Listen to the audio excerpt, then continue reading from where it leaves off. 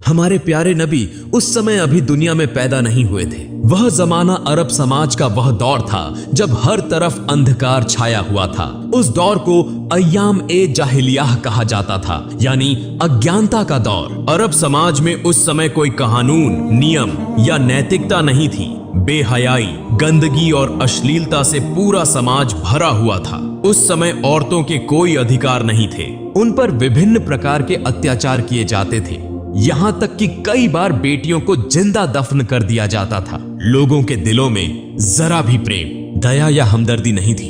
औरतों को मात्र भोग की वस्तु समझा जाता था। यहाँ तक कि बाजारों में पुरुष और महिलाओं को गुलाम और बांदी बनाकर बेचा जाता था। उस समय विभिन्न क्षेत्रों से मुसलमान खाने काबा का तवाफ करने के लिए मक्का आते थे, लेकिन खाने काबा के अंदर 360 मूर्तियां रखी हुई थीं, क्योंकि उस समय मक्का में मुसलमानों के साथ साथ ईसाई, यहूदी और विभिन्न कबीलों के लोग भी व्यापार के लिए स्थायी या अस्थायी रूप से बसे हुए थे। उनमें काफिरों और मुशरिकों की संख्या अधिक थी। इसी कारण उनका दबदबा सब पर बना हुआ था। फिर 570 ईस्वी का समय आया जब मक्का के प्रधान नबी करीम के दादा और कौरैश कबीले के सरदार अब्दुल मुत्तलिब थे, जो खाने काबा की देखभाल के जिम्मेदार भी थे। उस समय नबी अपनी माता आमिना के गर्भ में थे। इसी दौरान एक दिन अरब में एक बड़ी हाथियों की सेना दिखाई दी, जो धीरे धीरे मक्का की ओर बढ़ रही थी। लोग उनके भय से अपने घर बार छोड़कर भागने लगे थी, क्योंकि वे उनका मुकाबला करने की ताकत नहीं रखते थे। यहां तक कि वह सेना कई मक्का वासियों को कैद करके उन पर जुल्म और अत्याचार करने लगी और नबी के दादा अब्दुल मुत्तलिब के 200 ऊंटों सहित मक्का के सभी ऊंट छीन लिए, ताकि कोई उनसे लड़ न सके। उसी समय नबी के चाचा अब्बू तालिब आकर अब्दुल मुत्तलिब को मक्का की स्थिति से अवगत कराते हैं और कहते हैं, अब्बा, हम उस हाथियों की सेना से लड़ नहीं सकते, इसलिए हमें उनके सामने हथियार डाल देने चाहिए। तब अब्दुल मुत्तलिब अपने बेटे अबू तालिब को लेकर हाथियों की सेना के सरदार से मिलने के लिए रवाना होते हैं। इस सेना का सेनापति था मक्का के पड़ोसी क्षेत्र यमन का शासक अबरहा। वह बहुत शक्तिशाली और प्रभावशाली था। हालांकि अरब समाज उस समय अंधकार में डूबा हुआ था, लेकिन दुनिया के अधिकांश लोग जान चुके थे कि इस्लाम ही सबसे उच्च, सच्चा और शांति का धर्म है। इसी कारण विभिन्न क्षेत्रों के लोग इस्लाम स्वीकार कर रहे थे और समूहों में हज के लिए मक्का आते थे। इस्लाम और खाने काबा की यह लोकप्रियता देखकर अब्रहा ने अपनी शक्ति के बल पर यमन की राजधानी सना में खाने काबा जैसा एक गिरजाघर बनाया, क्योंकि वह चाहता था कि लोग ईसाई धर्म स्वीकार करें और उसके बनाए हुए गिरजे में अधिक से अधिक आएं। लेकिन जब अब्रहा ने देखा कि उसकी इच्छा पूरी नहीं हो रही थी, तो वह अत्यंत क्रोधित हो गया और उसने निर्णय कर लिया कि वह खाने काबा को ढा देगा। फिर अब्रहा 60,000 सैनिकों और 13 हाथियों के साथ मक्का की ओर रवाना होता है। उसी समय अब्दुल मुत्तलिब उसके पास पहुंचकर उससे कहते हैं, मैं तुम्हें चेतावनी देता हूं, जिस घर को तुम गिराना चाहते हो वह अल्लाह का घर है, इसलिए इस खतरनाक काम से बाज आ जाओ। लेकिन अब्रहा ने उनकी बात सुनने से इनकार कर दिया। तब अब्दुल मुत्तलिब ने उससे कहा, तुम मेरे ऊंट वापस कर दो। यह सुनकर अब्रहा हैरान हो गया और बोला, मैं तुम्हारे पवित्र उपासना स्थल को गिराने आया हूं, जहां तुम्हारे पूर्वज पूजा करते रहे हैं। इससे तुम्हारी इज्जत और पहचान मिट्टी में मिल जाएगी। मगर तुम्हें इसकी कोई चिंता नहीं, तुम सिर्फ अपने ऊंट वापस लेने आए हो। तब अब्दुल मुत्तलिब ने उत्तर दिया, मैं अपने ऊंटों का मालिक हूं, इसलिए मैं उन्हें लेने आया हूं। लेकिन इस मक्का और खाने काबा का असली मालिक अल्लाह है। निश्चित रूप से मुझे विश्वास है कि अल्लाह स्वयं ही इस काबा की रक्षा करेगा। अब्रहा ने उत्तर दिया, आज मैं यह भी देखना चाहता हूं कि तुम्हारा अल्लाह किस तरह मेरे हाथों से खाने काबा को बचाता है। फिर अब्रहा ने अब्दुल मुत्तलिब को उनके ऊंट वापस कर दिए और अब्दुल मुत्तलिब अपने घर लौट आए। अगले दिन सुबह अब्रहा अपनी हाथियों की सेना के साथ मक्का में प्रवेश करने के लिए बढ़ रहा था, लेकिन जैसे ही हाथी खाने काबा की सीमा में पहुंचे, वे आगे बढ़ने के लिए तैयार नहीं थे। ऐसा लगा जैसे उनके पैर पत्थर के हो गए हों और किसी चीज में जकड़े हुए हों। अब्रहा और उसके सैनिक चालाकी से जबरदस्ती हाथियों का रुख मोड़ देते हैं और उन्हें अच्छा अच्छा खाना खिलाते हैं। वे खाने की ये सभी चीजें खाने काबा के सामने फैला देते हैं, ताकि हाथी लालच में आकर दोबारा खाने काबा की ओर बढ़ें। इधर अब्दुल मुत्तलिब बहुत अधिक चिंतित थे। दुखी मन से वे खाने काबा के पास आते हैं। खाने काबा के दरवाजे पर एक जंजीर थी। अब्दुल मुत्तलिब ने उस जंजीर को मजबूती से पकड़ लिया और अपना सिर दरवाजे पर रख दिया। फिर अल्लाह ताला से दुआ करने लगे, हे अल्लाह, यह घर तेरा है और इसकी रक्षा की जिम्मेदारी भी तेरी है। हम तो सिर्फ तेरे बंदे हैं, हमारे बस में कुछ भी नहीं। अब तू ही अपने घर की रक्षा कर। यह दुआ करते हुए उनकी आंखों से आंसू बहने लगे। तभी अचानक अब्दुल मुत्तलिब ने आकाश से एक आवाज सुनी। वे धीरे धीरे आगे बढ़े और जैसे ही उन्होंने नजर उठाई, उन्होंने देखा कि आकाश से सैकड़ों अबाबील पक्षी मक्का की ओर आ रहे हैं। अब्दुल मुत्तलिब आश्चर्य से पक्षियों को देख रहे थे और मन में सोच रहे थे, शायद यह अल्लाह की ओर से भेजी गई वह रहमत है जो आज खाने काबा को बचाने के लिए आई है, वरना इतने अधिक अबाबील पक्षी यहाँ क्यों आए हैं। हर अबाबील के पास 3-3 कंकड़ियां थीं। एक कंकड़ी उनकी चोंच में थी और 2 कंकड़ियां उनके पंजों में थीं।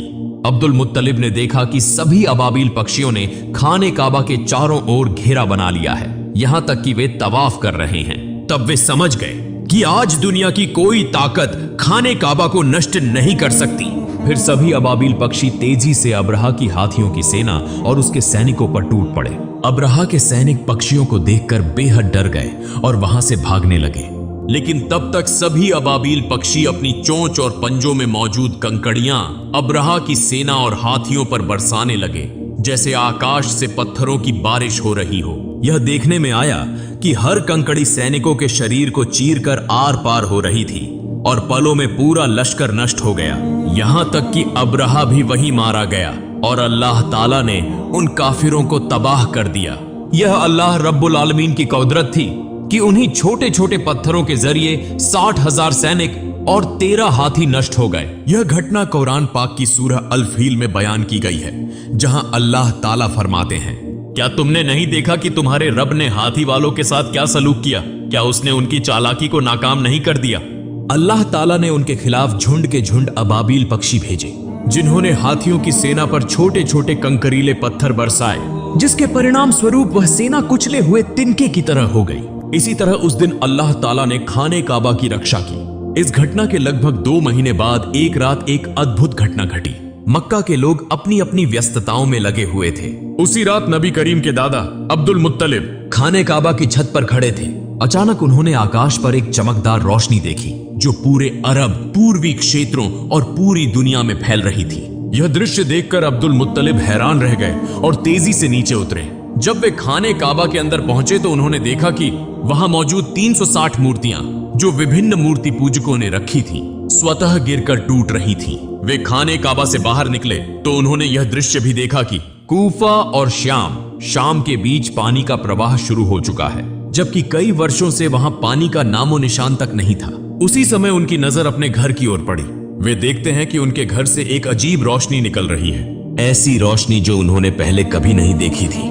अब्दुल मुत्तलिब धीरे धीरे अपने घर की ओर बढ़ने लगे और जैसे ही वे दरवाजे के करीब पहुंचे, उन्होंने देखा कि अन्य बीबी आमिना की गोद में एक नूरानी बच्चा मौजूद है, जिसके शरीर से असाधारण रोशनी निकल रही है। यह दृश्य देखकर अब्दुल मुत्तलिब की आंखों से आंसू बहने लगे, क्योंकि इस अंधकारमय अरब समाज में चिराग बनकर आने वाले प्यारे नबी हजरत मोहम्मद दुनिया में तशरीफ ला चुके थे। अगले दिन अब्दुल मुत्तलिब ने अपने प्यारे नवासे की अकीकी की, ऊंट ज़बह किया और गरीबों व जरूरतमंदों को खाना खिलाया। इस मौके पर उनके बेटे अबू तालिबा भी उनकी मदद कर रहे थे। इसी दौरान नबी के चाचा अबू लहबा वहां पहुंचे, मगर जब उन्हें पता चला कि उन्हें गरीबों के साथ बैठकर खाना पड़ेगा तो वे दरवाजे से ही वापस लौट गए, क्योंकि अबू लहब बहुत घमंडी इंसान था। इधर हजरत आमिना के सीने में दूध नहीं था, इसलिए नबी करीम को दूध पिलाने के लिए एक आदायु को बुलाया गया। वह दाई दरअसल अबू लहब की पत्नी की बांदी थी। जब अबू लहब घर वापस आया तो उसकी पत्नी ने उससे गुस्से में झगड़ा किया कि तुमने मेरी बांदी को यह काम करने क्यों दिया, क्योंकि असल में भी अबू लहब की पत्नी भी बहुत घमंडी औरत थी। दूसरी ओर यहूदी विद्वान एक स्थान पर बैठकर आपस में चर्चा कर रहे थे। वे यह समझ चुके थे कि जरूर कोई खास बच्चा पैदा हुआ है, क्योंकि वो उनकी धार्मिक किताबों में इसका उल्लेख था। जिस रात प्यारे नबी का जन्म हुआ, उस रात आकाश पर जो प्रकाश प्रकट हुआ, उसे देखकर यहूदी और ईसाई विद्वान समझ गए थे कि वह बच्चा दुनिया में आ चुका है। मगर ये यहूदी सबसे अधिक चिंतित थे, क्योंकि उनमें से किसी भी यहूदी के घर ऐसा बच्चा पैदा नहीं हुआ था। तो फिर वह बच्चा कौन हो सकता है? इसीलिए यहूदी सरदारों ने कई बच्चों को खरीदने की कोशिश की ताकि उस बच्चे को अपनी जाति में शामिल कर सकें। बल्कि उन्होंने कई धोखेबाज औरतों को पैसे देकर वो आदेश दिया कि वे किसी खास निशानी के माध्यम से उस नबी को खोजें। कुछ दिनों बाद बच्चों के नाम रखने का एक समारोह हो रहा था। वहां कई बच्चों के नामों की घोषणा की जा रही थी और सभी लोग खुशियां मना रहे थे। इसी सभा में अब्दुल मुत्तलिब भी आए, अपने प्यारे नवासे को गोद में लिया और उसका नाम रखने के लिए आगे बढ़े। अब्दुल मुत्तलिब पहले उस काले पत्थर पर हाथ रखते हैं, तभी खाने काबा के दरवाजे का कुंडा दरवाजे पर खुद ब खुद टकराने लगता है और नन्हे नबी के शरीर से नूर की किरणें निकलने लगती हैं। अब्दुल मुत्तलिब सबके सामने खड़े होकर बच्चे का नाम मोहम्मद रखने की घोषणा करते हैं। यह सुनकर वहां मौजूद विभिन्न कबीलों के लोग हैरान रह जाते हैं और कहने लगते हैं, यह कैसा नाम है? यह तो हमारे किसी देवी या देवता के नाम से नहीं मिलता। वास्तव में उन्होंने इससे पहले मोहम्मद नाम कभी नहीं सुना था, इसीलिए लोग आपस में इस नाम पर बहस करने लगे। तभी नबी के चाचा अबू तालिबा आगे आते हैं और कहते हैं, ए लोगो, चुप हो जाओ, यह बच्चा मोहम्मद के नाम से जाना जाएगा और तुम लोग इस नाम को कभी भी बदल नहीं सकते। यह कहकर उन्होंने सबको शांत करा दिया और सभी ने उनकी बात मान ली। फिर देखा गया कि अबू लहब अपनी कट पत्नी की बांदियों को वापस लेने आया था, जिसने नबी करीम को सबसे पहले दूध पिलाया था। अब नबी भूखे थे मगर उन्हें दूध नहीं मिल रहा था। यह देखकर अब्दुल मुत्तलिब सीधा अबू लहब के पास गए और उससे इसका कारण पूछा। अबू लहब कहने लगा, यह बांदी मेरी पत्नी ने मुझे तोहफे में दी थी, इसलिए इसकी मालकिन मेरी पत्नी है। यह सुनकर अब्दुल मुत्तलिब गुस्से में आ गए और कहा, तुम मोहम्मद के चाचा होकर भी ऐसी बात कर रहे हो, जबकि मैं तो मोहम्मद के लिए अपनी जान भी देने को तैयार हूँ, मगर अल्लाह ही सबसे बड़ा रक्षक है। इसीलिए नबी करीम ज्यादा दिनों तक दूध के बिना नहीं रहे। उस समय अरबों की परंपरा थी कि बच्चे के जन्म के बाद उसे दूध पिलाने और पालन पोषण के लिए देहाती औरतों को सौंप दिया जाता था, ताकि वह खुली हवा में पलकर मजबूत हो। इसका एक और लाभ यह था कि बच्चे को शुद्ध अरबी भाषा सिखाई जाती थी। उन बंजारिन महिलाओं को इस सेवा के बदले अच्छा इनाम भी दिया जाता था। हर साल रेगिस्तानी महिलाएं मक्का आती थीं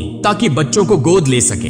इस साल भी कई महिलाएं अपने पतियों के साथ मक्का पहुंची थीं। उनमें एक जोड़ा ऐसा भी था जो रास्ते की भीषण गर्मी के कारण थक चुका था और उनका ऊंट भी कमजोर हो चुका था। मजबूरी में उन्होंने सबसे पहले अपना ऊंट सस्ते दामों में बेच दिया और फिर बच्चे की तलाश में निकल पड़े, क्योंकि वे देर से पहुंचे थे। इसलिए दूसरी महिलाएं पहले ही सभी बच्चों को ले चुकी थीं। यह देखकर उनका दिल उदास हो गया। इसी दौरान जब कसाई उनके बेचे हुए ऊंट को ज़िबह करने लगा तो अचानक ऊंट खड़ा हो गया, भागने लगा और सीधा नबी करीम के घर में प्रवेश कर गया। यह देखकर वह महिला भी ऊंट के पीछे पीछे दौड़ती हुई नबी के घर पहुंच गई। नबी करीम की माता हजरत आमिना उस महिला को थका हुआ और भूखा देखकर उसे अपने घर में भोजन के लिए ले जाती है और अपने बच्चे को पालने में लिटा देने के लिए कहती है। जब वह महिला अपने बच्चे को पालने में रखने लगती है तो अचानक वह नन्हे मोहम्मद को देखती है, जिनके शरीर से नूर की किरणें चमक रही थीं। यह देखकर वह महिला आश्चर्यचकित रह जाती है। फिर उन्होंने नन्हे मोहम्मद को अपनी गोद में उठा लिया और उन्हें भूखा देखकर दूध पिलाया। यही महिला नबी की दूध मां हजरत हलीमा सादिया थी। चूंकि नबी करीम की परवरिश के लिए ज्यादा इनाम देने वाला कोई नहीं था, इसलिए अब तक किसी ने नबी को गोद नहीं लिया था। इस मामले में हजरत अब्दुल मुत्तलिब और हजरत आमिना हजरत हलीमा और उनके पति से पान की बातचीत करते हैं। हजरत हलीमा और उनके पति यह जानते हुए भी कि उन्हें ज्यादा इनाम नहीं मिलेगा, इस बात पर राजी हो जाते हैं। फिर हजरत आमिना अपनी सारी तकलीफों के बावजूद अपने लखते जिगर को हजरत हलीमा के सुपुर्द कर देती हैं। अब बदले में उन्हें 2 ऊंट और एक गधा दिया जाता है। जब हजरत हलीमा नबी को लेकर अपने इलाके में पहुंचती हैं तो वहां को बारिश होने लगती है। हालांकि इससे पहले कई सालों से वहां बारिश नहीं हुई थी। साथ ही जब से नबी करीम हजरत हलीमा के घर आए तब से उनके घर में अल्लाह की रहमतों की बारिश होने लगी। यूं 2 साल का अरसा गुजर गया।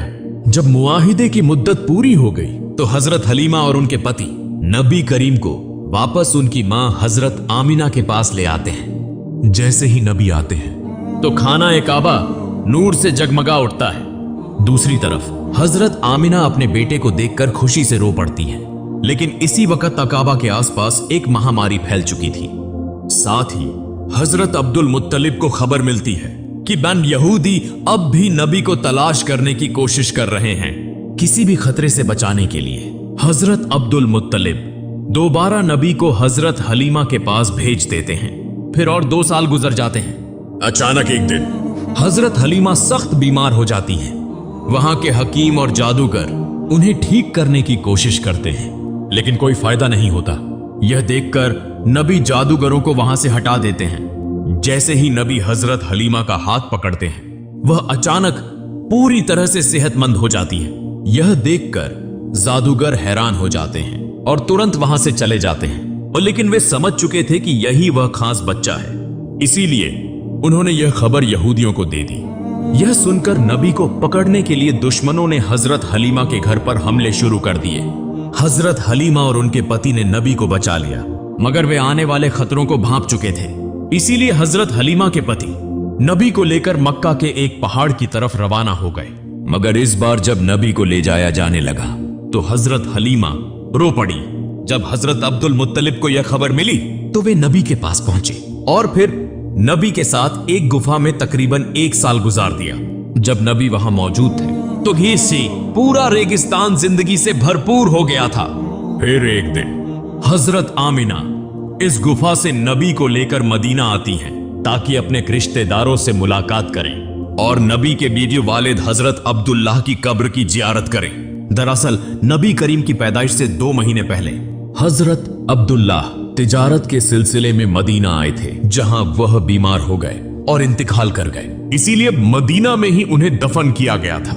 हजरत आमिना यहीं बैठकर नबी को उनके वालिद के बारे में बताती हैं और कुछ वक्त नबी के साथ गुजारती हैं। लेकिन सिर्फ 2 महीने बाद हजरत आमिना अचानक बीमार हो जाती हैं और इसी बीमारी की हालत में मदीना से वापसी के दौरान रास्ते में ही हजरत आमिना का भी इंतकाल हो जाता है। चूंकि केवल 6 साल की उम्र में ही पैगंबर मोहम्मद अनाथ हो गए।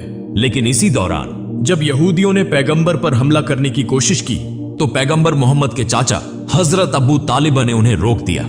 इसके बाद हजरत अबू तालिब पैगंबर को लेकर मक्का वापस आए और उन्हें उनके दादा हजरत अब्दुल मुत्तलिब के सुपुर्द कर दिया। पैगंबर मोहम्मद और हजरत अब्दुल मुत्तलिब हमेशा साथ रहते थे, यहां तक कि काबा की देखभाल, हज के लिए आने वाले जायरीनों की सेवा में पैगंबर अपने दादा की मदद किया करते थे। लेकिन एक दिन जब हजरत अब्दुल मुत्तलिब तवाफ़े काबा कर रहे थे तो वह अचानक बीमार हो गए। इसी मौके का फायदा उठाते हुए पैगंबर के अहंकारी चाचा अब्बू लहब कुरैश का सरदार बनना चाहते थे। लेकिन जल्द ही हजरत अब्दुल मुत्तलिब पैगंबर को हजरत अब्बू तालिब के हवाले कर देते हैं। कुछ दिनों बाद हजरत अब्दुल मुत्तलिब का इंतकाल हो जाता है। चूंकि केवल 8 साल की उम्र में पैगंबर मोहम्मद बिल्कुल अकेले हो जाते हैं। इसके बाद पैगंबर अपने चाचा हजरत अबू तालिब के साथ मक्का में रहने लगते हैं। वहां पैगंबर को बकरियां चराने सहित विभिन्न काम करते थे।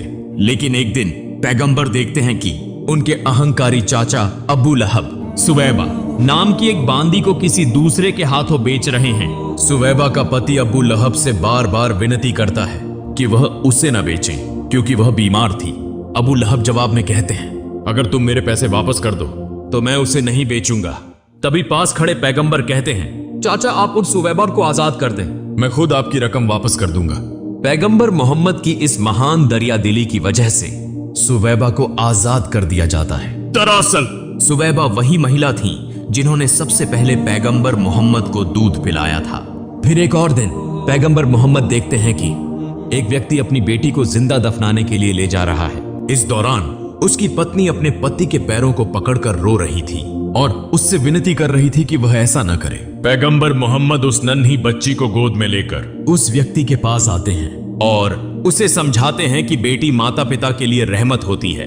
पैगंबर की बातें सुनकर उस व्यक्ति का दिल मोहब्बत और रहमत से भर जाता है और वह अपनी बेटी को खुद अपनी गोद में उठा लेता है। इस तरह समय बीतता गया और पैगंबर की उम्र 12 साल हो गई। इधर उनके चाचा अब्बू तालिब चूंकि एक व्यापारी थे तो अरब की परंपरा के अनुसार वह हर साल शाम सीरिया की यात्रा किया करते थे। इस बार पैगंबर ने जिद की कि वह भी सादी अपने चाचा के साथ शाम जाना चाहते हैं। चूंकि यात्रा की शुरुआत हुई, रास्ते में वे बुसरा नामक एक जगह पर रुके जहां एक चर्च में एक यहूदी धर्मगुरु रहता था।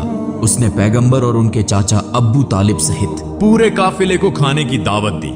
जब उसने नन्हे मोहम्मद को देखा तो वह तुरंत समझ गया कि यही आखिरी और सबसे महान पैगंबर हैं। यह वही बात थी जो उनकी धार्मिक किताबों में लिखी थी, जो उन्होंने अपनी आध्यात्मिक दृष्टि से महसूस की थी। फिर उसने हजरत अबू तालिब से कहा, मोहम्मद तुम्हारी पनाह में है, इसलिए तुम्हें और ज्यादा सतर्क रहने की जरूरत है। और यह भी कहा कि तुम्हें मोहम्मद को लेकर शाम नहीं जाना चाहिए, क्योंकि वहां के यहूदी उन्हें नुकसान पहुंचा सकते हैं। यह सुनकर हजरत अबू तालिब ने अपना इरादा बदल दिया और वे वापस मक्का लौटने लगे।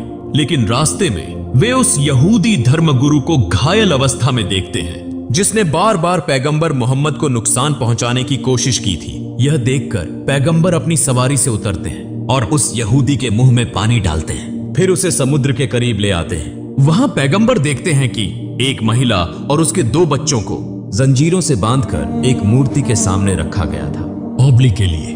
दूसरी तरफ वहां के मछुआरों का कबीला पूजा कर रहा था, ताकि उनका देवता यह बलि स्वीकार करे और उन्हें अपार धन प्रदान करे। हाँ, लेकिन जब प्यारे पैगंबर हजरत मोहम्मद ने यह दृश्य देखा, यह देखकर वहां के मछुआरों ने पैगंबर को रोकने की कोशिश की, मगर तभी समुद्र की एक जबरदस्त लहर उठी, जिसकी तीव्रता से वह मूर्ति जमीन पर गिरकर टुकड़े टुकड़े हो गई। यह दृश्य देखकर वहां के पुजारी डरकर अपने घरों में छुप गए। कुछ देर बाद जब वह समुद्री तूफान थमा, तो लोगों ने देखा कि असंख्य मछलियां तट पर इकट्ठा हो गई हैं। यह देखकर मछुआरे हैरान रह गए और जल्दी से वे मछलियां पकड़ने में व्यस्त हो गए। दूर खड़ा वह यहूदी धर्मगुरु भी यह सब देखकर दंग रह गया। वास्तव में यह सब पैगंबर की दुआ की बरकत से हुआ था और यह अल्लाह ताला की कुदरत की एक निशानी थी। अंतिम दृश्य में दिखाया जाता है कि हजरत अबू तालिब बूढ़े हो चुके हैं और वे काबा के सामने खड़े होकर मक्का के सभी लोगों को बुला रहे हैं कि बिना किसी झगड़े के इस्लाम के रास्ते पर लौट आएं और एक शांतिपूर्ण जीवन व्यतीत करें। और लेकिन तब भी मक्का के कुछ सरदार हजरत अबू तालिब और हजरत मोहम्मद को झूठा साबित करना चाहते थे। लेकिन उस समय तक मक्का के अधिकांश लोग यह समझ चुके थे कि हजरत मोहम्मद ही आखिरी और सबसे महान पैगंबर हैं और ये उनका धर्म ही सबसे सच्चा, सबसे महान और शांति का धर्म है।